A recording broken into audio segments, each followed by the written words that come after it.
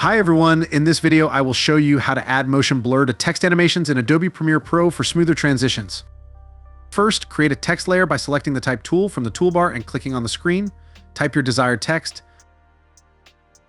Next, head over to the Effects panel, search and apply the transform effect to the text layer.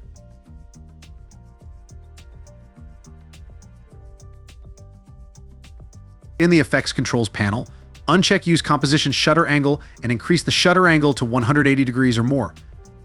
This will add motion blur to your text animation. I will show you two examples of text animation blurring so you can see what this effect can do for your text animations. Next, animate the text. In the Effects Controls panel, set keyframes for the first text layer for position change. Move the text from off-screen to on-screen.